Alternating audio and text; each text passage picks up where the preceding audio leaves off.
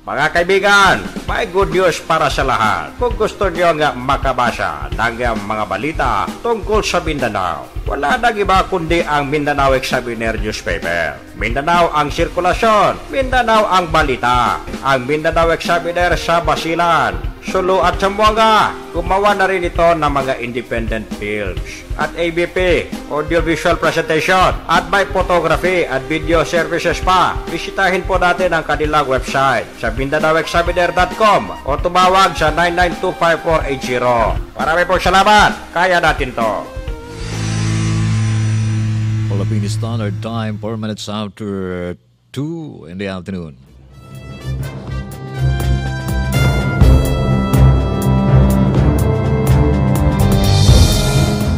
Hello, howdy, yoo-hoo!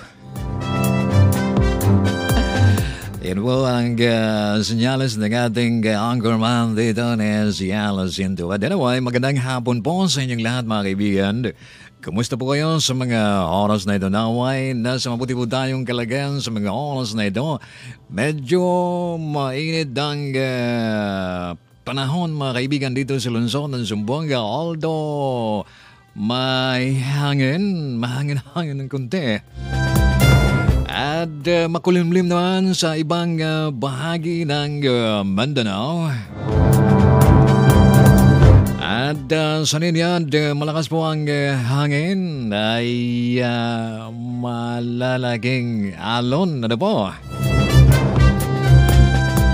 At ang isang wisam nga mga kaibigan ay kansilado papuntang Isabela City dahil sa Grande Almariada. Salam doa kanikutan mga taon mga rayang mga kita na magawa waktu ini mudah-mudahan janda kamu rin hiyan nagdurungong sim programa na itong Radio Mindanao diha makusog Matanog Radio Station di halamdanan Zamboanga naman din D-Triple-X RPN ini. Oh yeah. Maayong hapon kaninyong tanan mga kaigsunan. Kumusta mo karong diha din sa 98 barangay sa Zamboanga City. Hibalutang ang daghang ka o Bisaya nga may adto diri sa Zamboanga City mga kaigsunan. Od maayong hapon kaninyong tanan diha o kumusta mo? Ilabi na sa atong mga tricycle drivers. Muadto ta sa Zamboanga Sibugay Province na mayong hapon kaninyong tanan o kumusta kamo karong adlaw nata sa mayong panghunahuna nata sa mayong pang-isip ang atong lawas kining walay sakit kay maora man na ang atong capital bay. Mga amigo, mga amiga, diyan sa ipil, mayong apon kaninyong tanan sa may atong merienda karon. O diyan sa payaw, ang yutang akong natauhan. Kumusta ang yutang akong natauhan? Sige lang gihapon ang bongbong diha. Sige lang gihapon ang pamutulog kahoy diha. Labi na ka ng mga bakawan, pastilan, may hawa na lang ko diha kay di ko kagwanta magtanaw. Why pulos? Zamboanga del Sur, kusog gihapon ang atong signal diyan sa Zamboanga del Sur mga kaigsunan. Sugod anang buog hantod na dito sa pinakatasan. Kusog lang gihapon ang signal sa D-Triple-X. Zamboanga del Norte, maulang gihapon. Kusog ang baon no, dako ang baon diha. Kay lagi kanang lugar diha madang unsa ni mura kanang open ba siya, di ba? Open unya kusog paghangin, mao dako ang baon o sa atong mga mangingisda o pagpuyo na lang ta diha sa baybayon, di ba? Mao nang ingon na akong kinahanglan mo magsubay ba? Sa wala pa moabot ang ulan, sige hagod pagkaon, sige hagod og pagkaon, pagkaulan gani, dili na magkaadtos laon kay dakong baon, di na makatanom siyunday dito sa bukid, kay ulan lapok, unyaw sa may buhato na to, diha sa balay, pero daghan tag mga supply.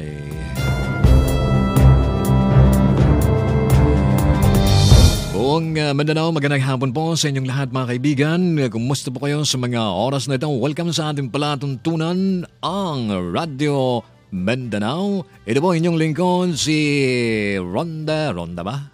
Member po tayo ng Ronda. Okay, ano po si Abdel Disa. Inaanyayahan namin kayo makinig hanggang alas 3 ng hapon.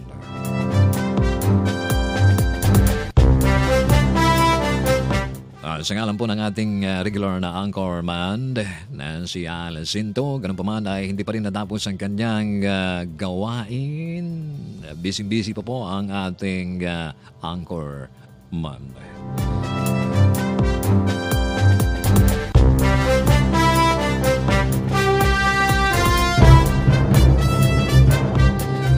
Dito sa ating, bumili po ko kayong mga kaibigan ng Mindanao Examiner. Alam ko ay gustong-gusto po ninyo itong Mindanao Examiner dahil may mga balita po dito na napaka-importante po mga kaibigan, di ba? And ang sirkulasyon po nito ay diyan sa ARMM, Eastern Mindanao, Western Mindanao, Cebu at Manila. Madali pong maubos ito, no? Kinakapos ng supply ang ating mga newspaper stand yan sa bayan.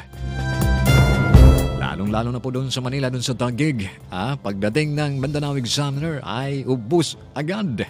Diba? At marami po tayong mga kababayan doon sa Manila at taga Mindanao at gusto po nilang malaman ang buong kwento, buong istorya ng Mindanao. Kaya pagdating po doon sa Manila, itong newspaper natin, itong Mindanao Examiner, hala, ubos agad. Itong headline dito sa Mindanao Examiner, House Duterte plant denied. Alam mo kasi itong si Filipino-American billionaire, napakayaman nito mga kaibigan, isang billionaire na si Loida Nicolas Lewis, na tinawag po niya noon ay sabi nga niya na si President Rodrigo Duterte na mag-resign. Pero hindi naman daw, pinasulangan po niya ito, no? Ay, nako. Ay, isa pa, pork barrel still in Duterte budget. Nasa pakamay pa rin, nasa budget pa rin ng President Duterte itong pork barrel. Magbasa po kayo mga kaibigan para malaman po ninyo ang buong kwento, buong istorya kung ano po itong pork barrel still in Duterte budget. Dito po yan sa ang regional newspaper Mindanao Examiner. Please advertise with us. Sa headline pa rin ng Mindanao Examiner, crash Abu Sayyaf, other terror groups. Sabi pa ng ating President Duterte.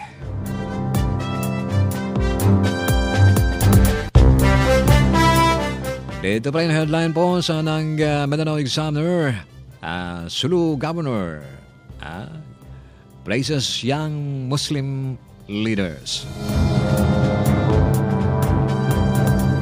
Hanga-hanga po ang ating mga Muslim, young Muslim leaders doon sa Sulu mga kaibigan, especially yung mga junior and senior students dahil nagkaroon po rin sila ng symposium o seminar doon sa Malaysia.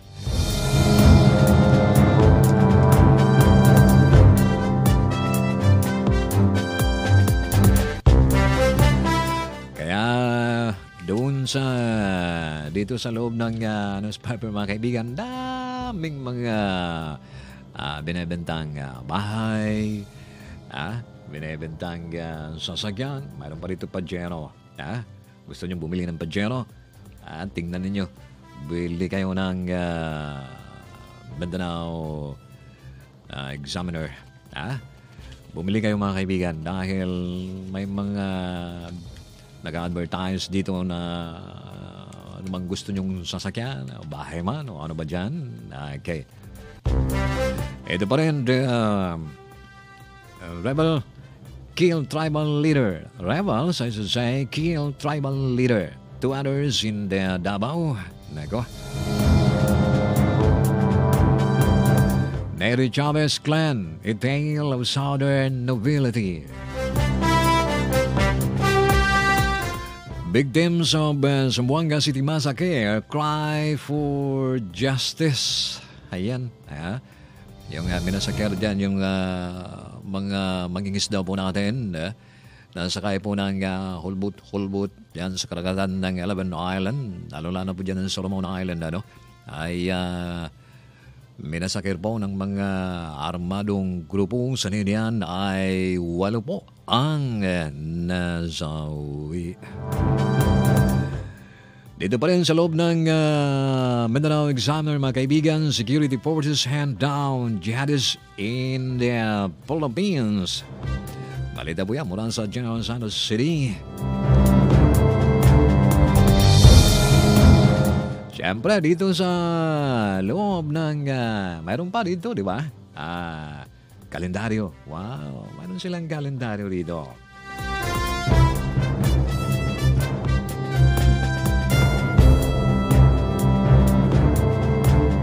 Tapos, may mga health tips pa rin. May mga health tips, di ba? O, ito sabi niya, itong health tip na ito ay mag-ingat daw sa sex. Naku, mag-ingat sa sex kung may high blood pressure.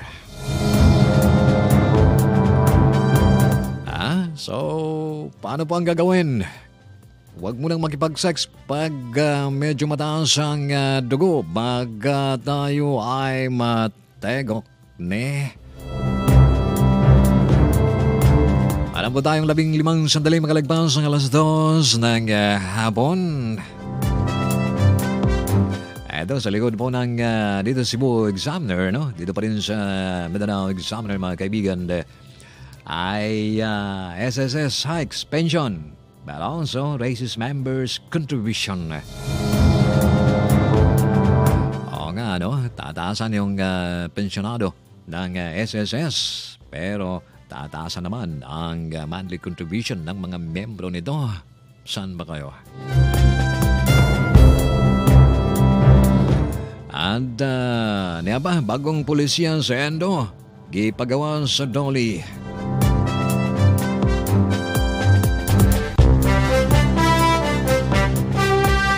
Ayan po mga kaibigan, bumili na po tayo ng Mindanao, ang regional newspaper, ang Mindanao Examiner. So, advertise with us. 16 minutes magkalagpas ang alas 2 ng hapon. Alam nyo mga kaibigan, noong Biyernes, medyo ay na makasama ng damdamin. Nagkaroon po tayo ng parang confrontation doon sa Barangay Ayala, no? Ako pa yung nag-complain. Ako pa yung niyaw-yawan, nirat-rat ng yaw-yaw ng isang ng staff po ng barangay doon. Ayon sa kanila ay kung sa Muslim affair, isa po siyang Muslim affair. Kung may mga affair na nanggagaling po sa mga kababayan nating mga Muslim, siya po ang parang batas doon eh. Mabuti na lang naalala natin yung ikangang sabi ng ni Jesus Christ, peace be upon him, sabi niya, forgive them for what they don't know. Di ba? Forgive them for what they don't know. Ay, talagang pinagalitan ako eh. Ay, naku. Ano ba yan? So, hindi nila alam ang dahilan, hindi nila alam ang punot dulo, kaya ako nagreklamo eh. Tapos ako pang pinagalitan, ayos na sana dun sa barangay Captain. Captain man to. Takiya, Diyos tayo sa sabidor. Ikaw naman, yaw-yaw ng yaw sa akin nung Biyernes. Nandito na ako, kumusta ka? Pero hindi ko babanggitin sa aire. Matayon lang, nailabas ko lang yung niyaw-yaw mo sa akin nung Biyernes. Ano po? Ay, nagkong salam darong kay mudahan mo na mga wagdo ini. Biasin pamong gago, Allah una kong di ko matawag. Makasipog, magkalamantuan. Mada naman sa atong balita mga kaibigan, mula dito sa lungsod ng Zamboanga. Alam nyo, isang patay sa IED pagsabog doon sa Basilan. Oh no. Isang napaulat na nasawi. Alam na natin to, no? Pero nais nating parating sa mga karatigbayan po natin na hindi po abot ng ibang radyo, ng ibang himpilan dito sa lungsod ng Zamboanga. Kaya kung anong mga nagaganap dito sa Zamboanga o kaya doon dito sa Western Mindanao ay talagang maparinggan ninyo, maririnig ninyo at malalaman ninyo kung anong mga pangyayari na nagaganap dito sa Western Mindanao, lalo na po diba dyan sa Eastern Mindanao, dyan sa mga saan ito, Zamboanga del Sur, Zamboanga del Norte. Alam ko hindi abot yung ibang istasyon, ibang planeta dyan. Dito lang po sa amin, kaya nakikinig daw sila sa mga oras na ito. Now, isa po ang napaulat na nasawi habang isa pa ang sugatan sa nangyaring pagsabog ng bomba. Kanina po yan. O kailan ba yun? Isang Sabado? Sa Barangay Sabong, Lamitan City, lalawigan ng Basilan. Nahanapod sila mga kaigsunan. Ay, ano ba itong nangyari sa atin? Batay po sa ulat ng Lamitan City Police Station, kinikilala ang nasawing biktima na si Saibi Hadalon. Habang ang sugatan ay si Neneng Hadalon na ngayon ay nilalapatan ng Lunas sa ospital. Ayon sa report ng kapulisan, ang insidente ay nangyari dagong alas 4 ng hapon. Now, lumalabas po sa sinagawang post-blast investigation na mga kasapi ng Explosive Ordnance Division or EOD na isang improvised explosive device or IED ang pinasabog.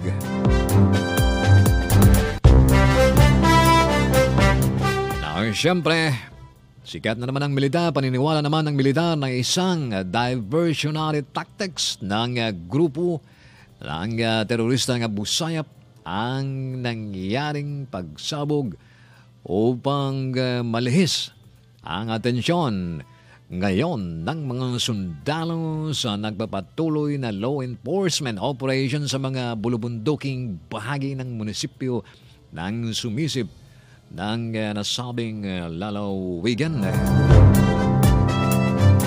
Diversionary tactics mga kaibigan, halimbawa nagkagulo doon sa isang barangay. Ay nandun yung konsentrasyon, lahat ng militar, lahat ng pulis. So ito namang ibang mga armadong grupo, gagawa rin sila ng pagpasabog, gagawa rin sila ng mga ikangang kaguluhan doon sa kabilang barangay upang ang atensyon ng militar ay mapunta na naman doon sa kabila at mabawasan na naman ang mga militar dito sa barangay kung saan nagkaroon po ng nasnasan, nagkaroon po ng takpakan, barilan, palitan ng putok. So ayaw sinasabi nilang diversionary tactics. Matatandaan na nito lamang nakaraang araw ay nangyari mula ang matinding engkwentro ng militar at Abu Sayyaf sa Barangay Kabkaban na kinasawi ng mismo ng commanding officer ng 4th Special Forces Company na si Captain Clinton Capio.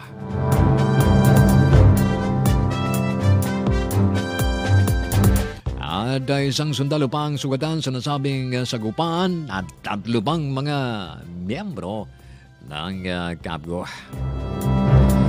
Ay naku mga kaibigan, Ano bang nangyayari sa ating mundo? Puro, puro ano, puro na lang patayan, gera dito, gera doon. Ay nako, saan ba tayo nagkasentro? Ay nako, ohala mga bisinos ay ikangang masugpo na itong karahasan dito sa ating Pilipinas. Ang mahal nating bayan, ang dami na nating problema. Problema sa gera, problema terorismo, problema sa droga, problema sa korupsyon.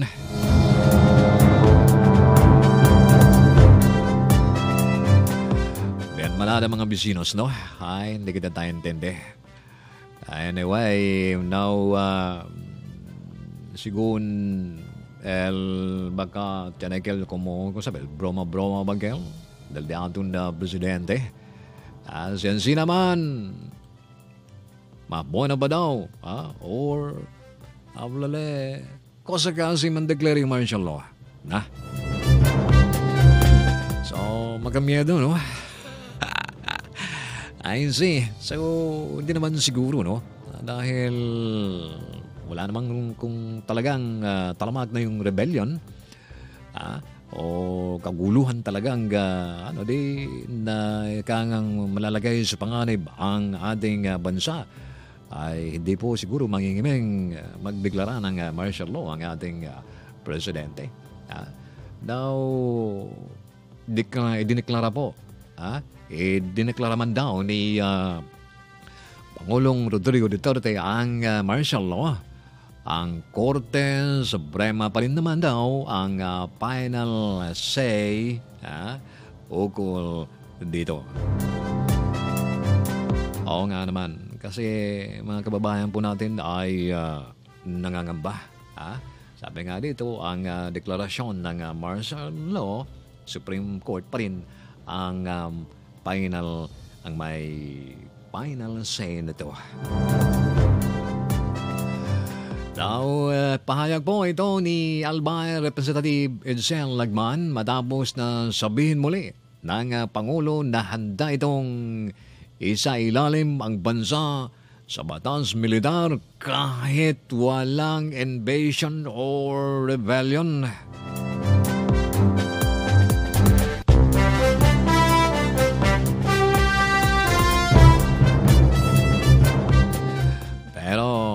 Sinabi ng kongresista na batay sa konstitusyon, maaari lamang maideklara ang martial law kapag mayroong invasion or rebellion na namamayagpag sa bansa. Diba? Ito ay upang mapag-aralan daw ng Kongreso ang nasabing deklarasyon at kung ito raw ba ay kanilang tatanggapin or ibabasura. Now, binigyan din naman nito na ang deklarasyon ng Pangulo ng Batas Militar ay dadaan pa sa pag-aaral ng Kongreso. At pagkatapos ay sa Korte Suprema na ay final albiter sa nasabing usapin. Ayan, sa tingin po natin wala pa namang invasion or rebellion, di ba? Hindi pa naman talamag ang invasion or rebellion, so huwag tayong mangamba na magkaroon po ng martial law.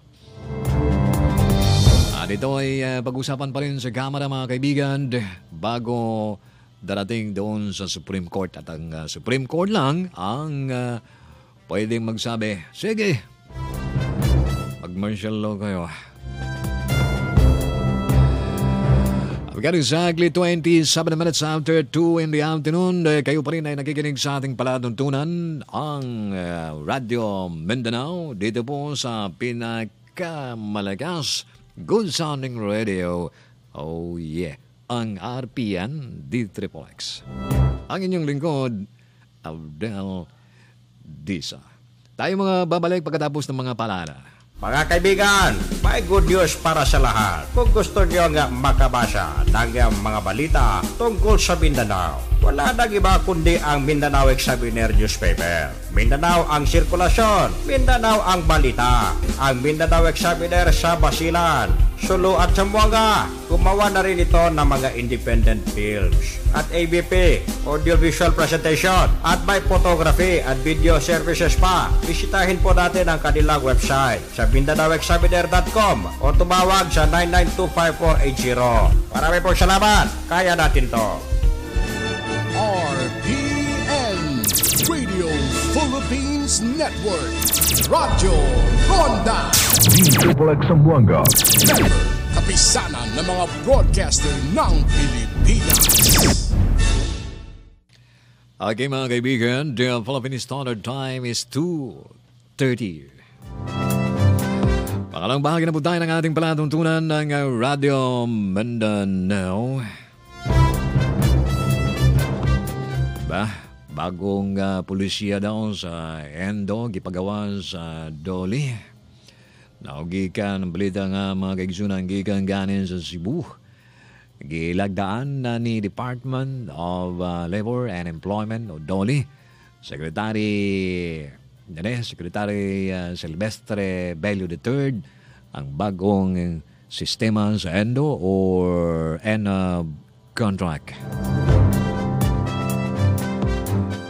Nakalate sa maong department order nga dili na mahimo ang Endo sa mga kooperatiba o manpower agencies. Base sa bagong polisiya, dili na tugutan ang pag-terminate sa serbisyo sa usa ka trabahante human sa iyang service agreement sa kumpanya. Mayo. Tungod nini, gipamot ni Bello nga daghan ng trabahante ang magregular o tapuson na usab ang mga illegal contractual employment. May balita na regular ng trabaho ng mga aplikante, mga trabahante na ito.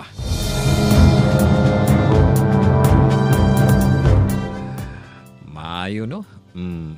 Now, aron masiguro nga legitimate contractors lamang ang makahimo sa mga contracting arrangement, gisakyan sa Doli ngadto sa 5 ka milyong pesos.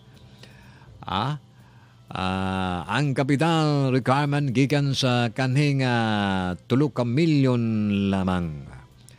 Nakalatid usab sa maong kamandunan sa Doli nga angay dili mawad-an ang contractor o working capital requirement nga kapareho sa 50% sa kinatibok ang suhulan sa mga trabahante aron masiguro nga may ipangbayad kini kung magkaproblema sa koleksyon.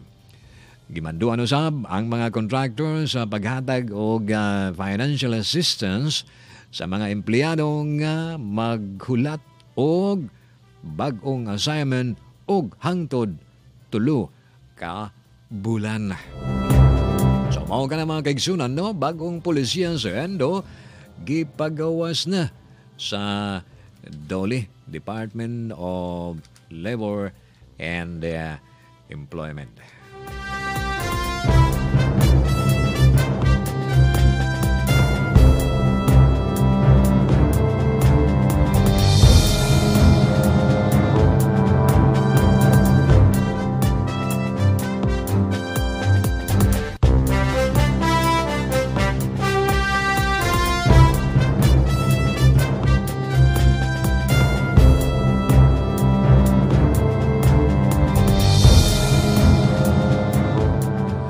Okay mga kaibigan, sa ating chismis pa rin, kinikayat ngayon ni Pangulong Rodrigo Duterte ang mga kapwa kasapi ng Association of Southeast Asian Nation or ASEAN na pag-alabin ang diwa ng ASEAN upang mapagtagumpayan ang mga kinakaharap na hamon sa rehiyon.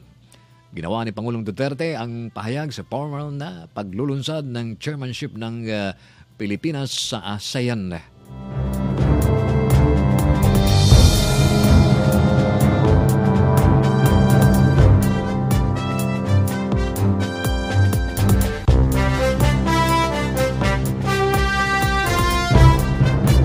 Sinabi po ng ating Presidente, dapat muling ikumit ng mga ASEAN member states ang kanilang sarili sa mga prinsipyo at hangarin ng asosasyon sangayon sa rule of law.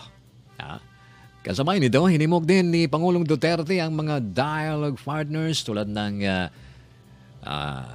US, China, Japan at South Korea na huwag magsawa sa kanilang pagsuporta sa paglago ng ASEAN at ang kanilang mahalagang papel para mapanatili ang seguridad, katatagan at pag-unlad ng rehiyon.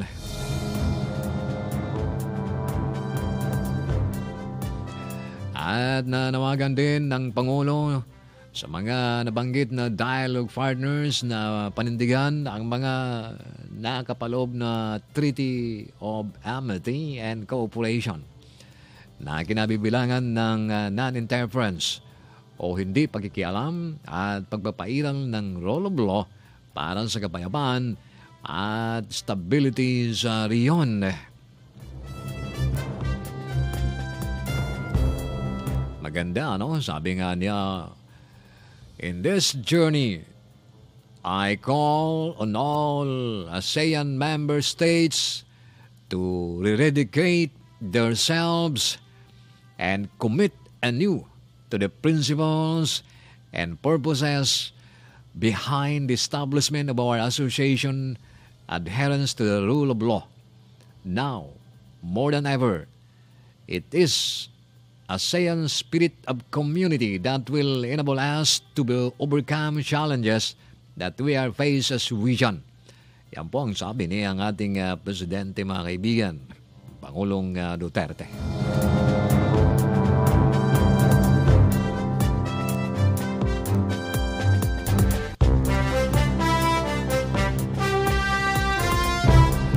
Ang oras po natin ay ganap ng 20 minutes na lamang po bago sasapit ang alas 3 ng hapon.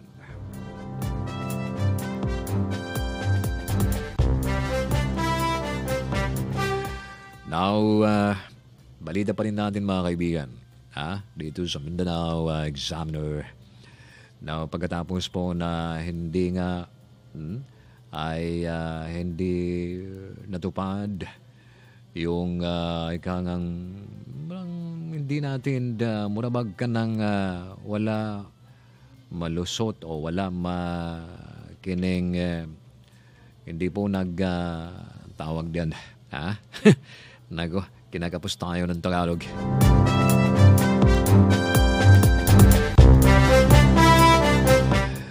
Pagkatapos po na hindi nakumbinsi itong mga Abu Sayyaf at ibang pang mga jihadist group sa isang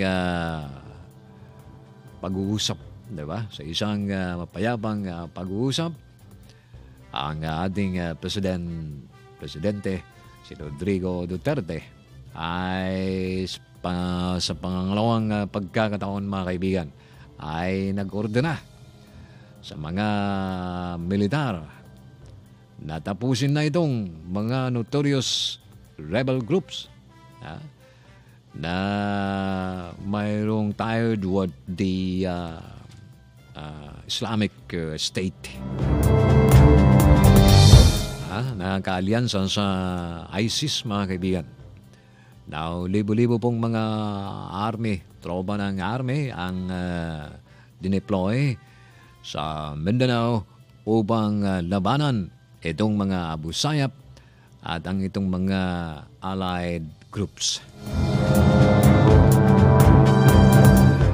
Iba't ibang mga armadong grupo, mga kaibigan, itong mga Abu Sayyaf at ang mga kaalyansang nito, itong ISIS. Ang ating Armed Forces of the Philippines ay nag-set po ng deadline. Wow! ng deadline na yun sa kanila. Ay sisirain po nila ang mga rebelde sa loob po ng 6 na buwan. Wow! Totoo yan 6 na buwan. Military Chief Eduardo Año, ang isang member po ng Philippine Military Academy Class of 1983, sabi po niya, at least 4 dozenang Army battalions ay inatasan po ng ating ang inatasan po niya sa order ng ating presidente na i-cross out ang itong mga Abu Sayyaf at kalyansang nito.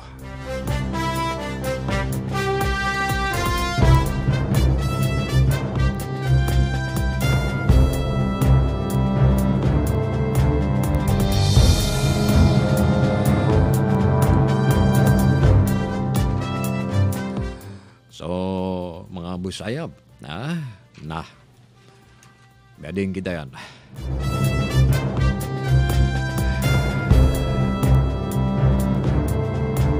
Now, para bang not in our history ay nagkaroon po ng massive deployment ng ating tropa.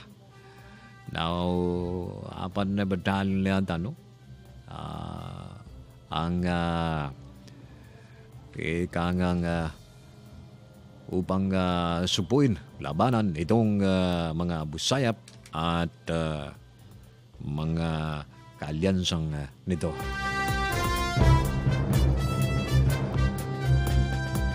Sabi na, not in our history there has been that massive deployment of our troops. Ayon pagkayaan nyo sa isang television interview. Dagdag pa nito, ang layunin po ng ating bagong opensiba, ang ating bagong opensiba ay upang i-wipe out itong mga Abu Sayyaf at iba pang mga teroristang grupo. Ayon pa rin kay Anyo, nako, dami. 51 battalions ang dineploy sa mga iba't ibang mga riyon. And we are going to make sure ng ating kumpanya laban sa Abu Sayyaf ay madali. Ayon pa sa kanya. Now, maliban sa mga Abu Sayyaf, ang Bangsamoro Islamic Freedom Fighters, si Ansarul Kilapa, I should say, yes, ang Bangsamoro Islamic Freedom Fighters, ang Ansarul Kilapa, Kilapa Islamia Movement, Al-Kubar Group, kasama na po yung sinasabi nilang mga bagong Moro Islamic Liberation Front rebels. Di ba pa? Also pledged allegiance to the Islamic State. Nako, nagipag-alyansa na po sila mga kaibigan sa mga itong Islamic State, itong ISIS, in an effort to establish a caliphate in Mindanao. Now, itong mga grupo na ito ay nandiriyan po, nag-ooperate sa isang lugar, dito sa isang lugar ng Autonomous Region in Muslim Mindanao.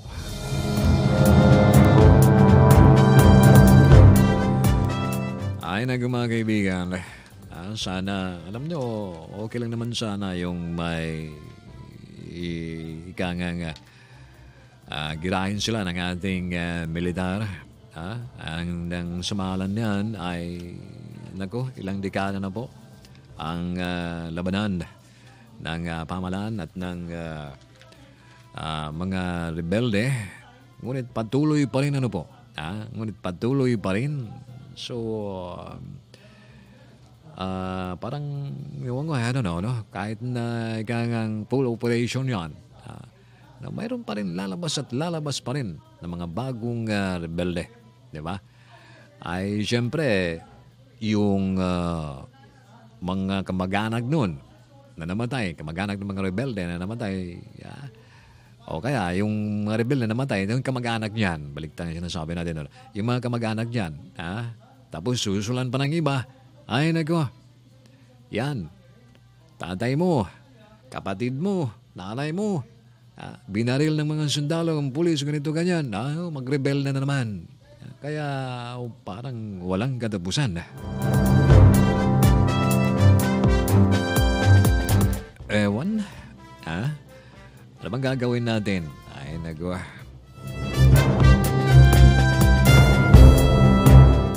Ang ating mga Muslim leaders, ang ating mga ulama, ating mga hostages, ay sana mag-ipon-ipon po sila dahil sa isang Muslim ang pinapakinggan ay itong mga ulama, itong mga ustads, di ba? Na pigilin itong karahasan dito sa ating Mindanao.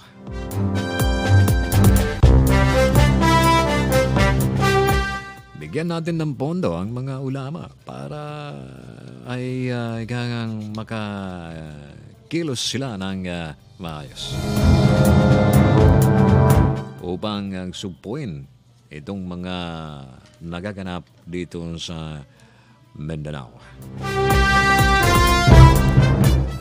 Mayroon po tayong 15 sandali na lamang po bago sasapit ang alas 3 ng hapon. Mga kaibigan, kayo pa rin ay nakikinig sa ating palatuntunan ang ang Radyo Mindanao. Bueno, ano ba itong mga balita po natin? Sabi po ng pupundahan daw ng $9 billion Japan ODA, inihanda na.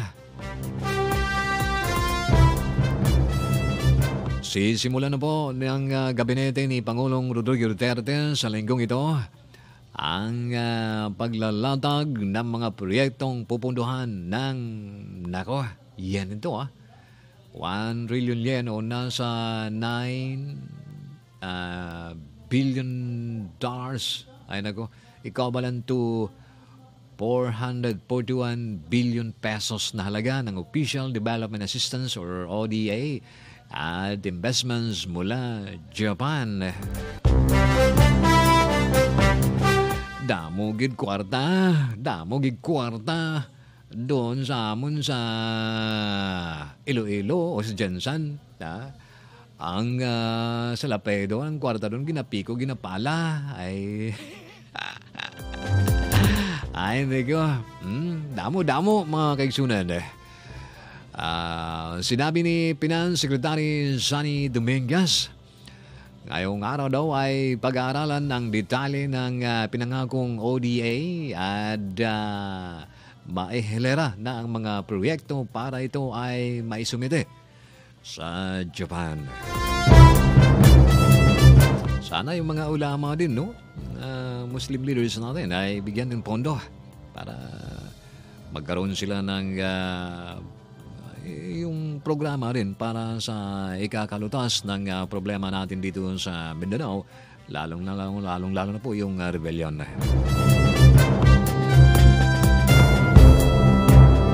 Bigyan natin sila ng radio station, bigyan natin sila ng pasahod, bigyan natin sila ng opisina. At may pondo, di ba? Ayan.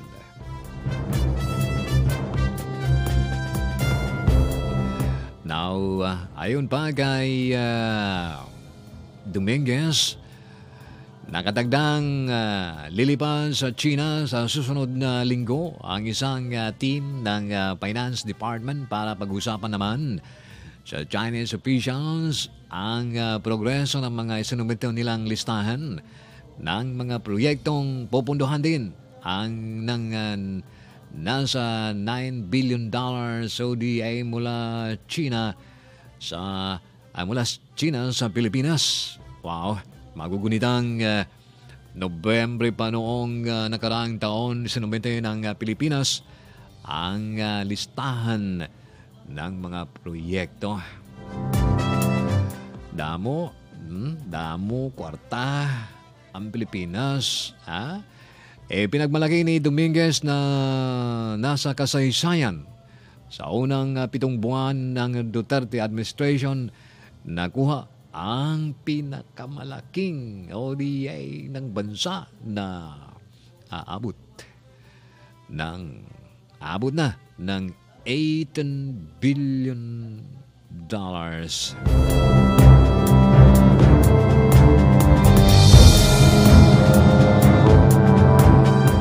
Ay mga kaibigan, malaking tulong yan. Malaking tulong yung pupundohan daw ng $9 billion. Japan ODA ay nagkahanda na. Well, mga kaibigan, dito sa lungsod ng Zamboanga, as usual, ang traffic pa rin. Ang traffic pa rin ay talagang malit kasi ang daan, no? Ang traffic pa rin ay masikip pa rin ang daanan ng mga mamayan po natin dito. Kung ikaw ay pupunta ng opisina alauna, siguradong 2:00 ka na darating doon sa iyong pupuntahan. Matraffic.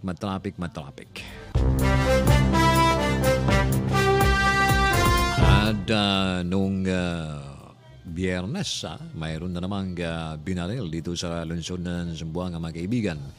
Isa pong na tawag dito, na ikakasal na sana yung tao na yun. Ikakasal na sana nung Sabado. Siya po ay naghatid lang ng invitation letter sa kanyang kasal, ay may sumusunod sa kanila. Bigla na lang siyang binaril at sa ngayon ay nasa malubhang kalagayan ang binaril. Nasa ospital na siya ngayon, pero nasa critical na kondisyon ika nga. Doon naman nung gabi ng Huwebes, doon din sa amin mga kaibigan sa Talon-Talon mayroon na namang binaril. Nag-away lang dahil sa larong basketball. Nagkaroon po ng kantsawan. Pagkatapos medyo siguro ay hindi nagustuhan ng isang grupo yung pangantsaw. Kinagabihan, umuwi ng bahay. Allah, binaril yung nangantsaw. Mabuti nilang mabilis. Mabilis pa yata sa bala yung nangantsaw, mga kaibigan.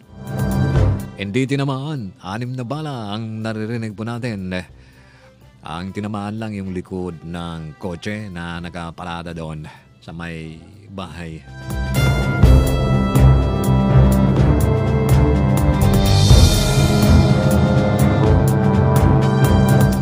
Ay nagugay mga kaibigan. Talagang chismis natin dito kung minsan ay magulo, kung minsan ay yung mga kaguluhan na nagaganap dito sa ating Mindanao. At minsan naman ay mga development ang nagaganap din ng ina-announce, sinichismis natin. Ano mo? Diba? Tulad nito, yung sana ba ito? Yung ang Sulu governor natin, si Governor Toto Tan, ay hinahangaan po, ay bumilib po sa kanya yung mga young Muslim leaders natin na ay nagkaroon po sila ng seminar doon sa Malaysia. Ay pambihirang leader yan, mga kaibigan. Talagang sinusuportahan po niya ang ating mga kabataan dyan sa Sulu. Nang sa ganun ay hindi po ito mapariwara, hindi po ito ay masangkot sa mga kaguluhan, at paglaki nito ay magiging good citizen ng ating bayan at magiging leader po sila ng ating bayan. Sabi nga ni Jose Rizal, ang mga kabataan ay pag-asa ng bayan, kaya unti-unti pong pinamulat sa kanila, iminulad sa kanila kung paano, paano kung magiging leader at paano kung ano man nangyari sa atin, parang mayroon yatang kumukontra sa atin, ano po. Wala kasi yung anting-anting ko eh. Ay naku. Talukado na sa Manila, pag-abot rin sa Zamboanga, Tagaog naman ang atong storya. Naunsa naman na sila, oy. Ay naku. Ang governor po ng Sulu, si Governor Toto Tan, ay patuloy pa rin ay hinahangaan ng ating mga young Muslim leaders sa province ng Sulu. Tulad nung nakarang Martes, member po ng Young Leaders of Sulu or YLS ay nagkaroon po ng courtesy call kay Governor Tan at nagpapasalamat po ito kay Governor sa kanilang walang sawang pagsuporta sa mga iba't ibang programa ng mga kabataan.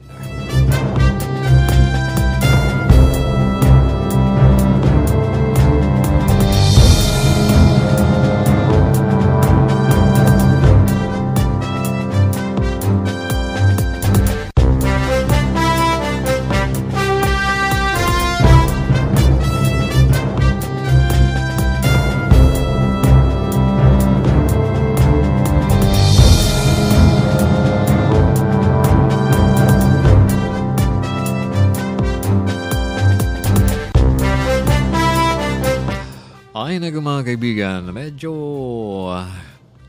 napakabilis ang ikot ng ating orasan. Kinakapos na po tayo ng orasan na po. Dami pa nating mga balita, mga chismis dito sa ating palatuntunan ng Radio Mindanao. Ngunit talagang wala tayong magawa dahil isang oras lang po tayo, no? So, maraming salamat po sa inyo sa balansawang pakikinig sa ating palantuntunan, mga kaibigan. Salamdawa ka ni ko tantan na doon hayan. Hinaot nga ang atong mga kumpoblanos diha, ang atong mga silingan, ang atong mga kasangga, kaya nga naunsa man daw hinaot nga na sila sa maayong panghunahuna, na sa maayong ng pangbuot before magwakas ang ating palatuntunan, mga kaibigan. Ay isa munang paalaala sa ating mga kababayan sa araw-araw na kabuhayan natin, galaw natin. Alam nyo kasi itong pangdarambong o kanamang itong panglimbong ba? Binasayaon na doon panglimbong, pangawat, ay personal decision nato na. Na ay mga tao nga, dili jud na sila mangawat, dili jud na sila manglimbong. Bisa pag bisa pag kanang taong napakasama, bisa pag kanang taong dili maayo daotang tao, di gyud na siya manglimbong, di gyud na siya mangawat, di ba? O katong mga uban pud tao mangawat, bisag maayo na siya. Pagkaroon na ingnon ba asa mo maayong tao pero mangawat, daotang tao pero dili mangawat, asa mo, di ba? So magpakaroon ng mga kaigsunan. So mo itong atong pahinumdum sa karong adlaw, Lunes. So wala tayo igong panahon. Sa ngalan po ng ating station manager, si Philip A. Of course, sa ngalan po ng ating technical writer sa hapong ito, si Waymond. At doon sa transmitter site, at siyempre, ang ating Superman Guard na nandito sa atin ngayon. Sa ngalan po ng ating anchorman, si Al Cinto. Ito pong inyong lingkod, si Abdel Disa, na sabing maraming salamat and may God bless us always. We love you. Bye-bye and take care.